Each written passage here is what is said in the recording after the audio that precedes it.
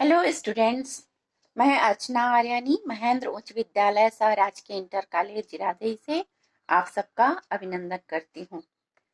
हमने बिहार बोर्ड द्वारा जारी साइंस के मॉडल पेपर पर कुछ चर्चाएं की थी। हमने बहुवैकल्पिक प्रश्नों का उत्तर जाना था।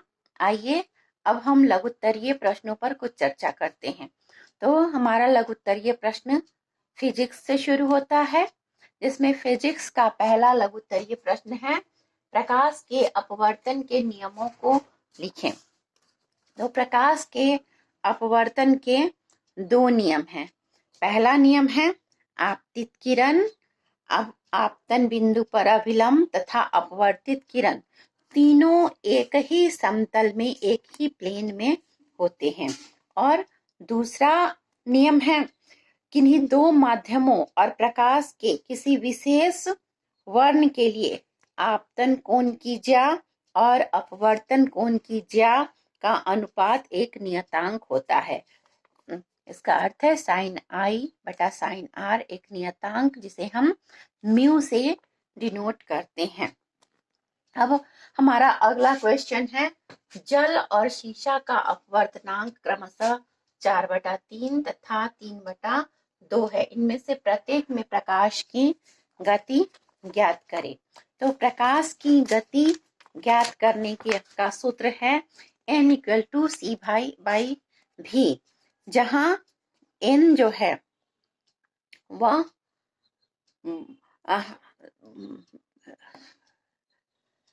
जल अपवर्तनांक है, c निर्वात में प्रकाश की गति है और v जो है तो जल की गति है। तो इस n = c/v से हम v अर्थात जल में प्रकाश की गति ज्ञात कर सकते हैं, जो होगा v = c/n।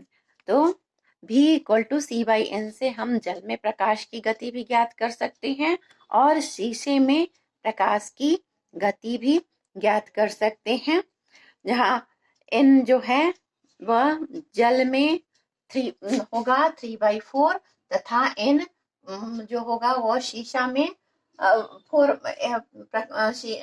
जल में 4/3 अर्थात शीशा में 3/2 होगा।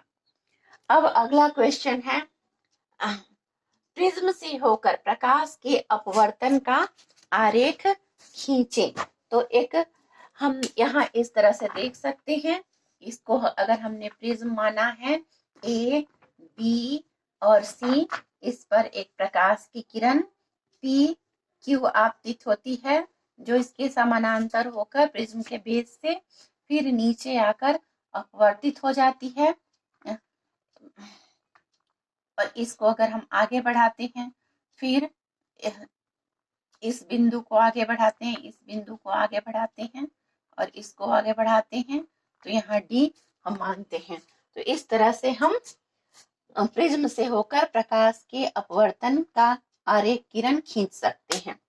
अब हमारा नेक्स्ट क्वेश्चन है, जीवाश्म ईंधन क्या है, इसके दो उदाहरण दें। तो जीवों के शरीर के अवशेषों से बने हुए ईंधन जीवाश्म ईंधन कहलाते हैं। जब कोई जानवर या पेड़ पौधे करोड़ों वर्ष तक पृथ्वी के तल में दबे रह जाते हैं, वहां इनका ऑक्सीडेशन होता है और ये ईंधन के रूप में परिवर्तित हो जाते हैं। इसका उदाहरण है कोयला, जो पेड़ पौधों से बनने वाला ईंधन है, और पेट्रोलियम, जो जीवों से बनने वाला, जंतुओं से बनने वाला ईंधन है। हमारा नेक्स्ट क्वेश्चन है, विद्युत विभव से क्या समझते हैं। तो एकांक धनावेश को अनंत से किसी बिंदु तक लाने में किया गया कार्य उस बिंदु पर विद्युत विभव कहलाता है। विद्युत विभव का एसआई मात्रक वोल्ट होता है, इसे V से डिनोट करते हैं। 1V अर्थात 1 वोल्ट बराबर होता है 1 जूल बटा कूलम्ब। अब हमारा नेक्स्ट क्वेश्चन है, फ्लेमिंग के वाम हस्त का नियम लिखें। तो फ्लेमिंग ने वाम हस्त का नियम दिया था, जिसके अनुसार बाएं हाथ के अंगूठा, तर्जनी और मध्यमा को अगर हम एक दूसरे के समकोणिक रखते हैं, एक समकोण पर 90 डिग्री का कोण बनाते हुए, तो तर्जनी जो है, यह जो उंगली है तर्जनी, वह क्षेत्र की दिशा को दिखाता है। मध्यमा जो है यह उंगली, वह धारा की दिशा को दिखाता है। और अंगूठा जो है वह बल की दिशा को दिखाता है। अब नेक्स्ट क्वेश्चन है, किसी चालक का प्रतिरोध किन कारकों पर निर्भर करता है? तो किसी चालक का प्रतिरोध निम्नलिखित कारकों पर निर्भर करता है। पहला है तार की लंबाई पर। तो जैसे जैसे तार की लंबाई बढ़ती है तो चालक का प्रतिरोध भी बढ़ता है। तो आर जो प्रतिरोध है, आर वेरीज एज एल। दूसरा, तार की मोटाई पर। तार की मोटाई बढ़ने से प्रतिरोध कम होता है, यानी यह जो प्रतिरोध है आर, वह तार के अनुप्रस्थ काट के क्षेत्रफल के व्युत्क्रमानुपाती होता है। उसके बाद चालक तार के पदार्थ पर निर्भर करता है। विभिन्न पदार्थों में प्रतिरोध भिन्न भिन्न होता है और चालक के ताप पर निर्भर करता है। ताप बढ़ाने से प्रतिरोध बढ़ता है।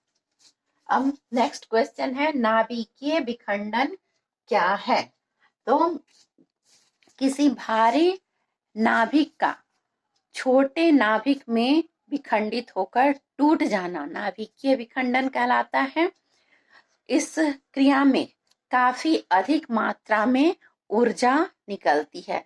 जैसे रेडियम, यूरेनियम, प्लेटिनम इत्यादि जो तत्व हैं, इनके नाभिक काफी भारी होते हैं और इनके विखंडन से, इनके टूटने से काफी अधिक मात्रा में ऊर्जा निकलती है।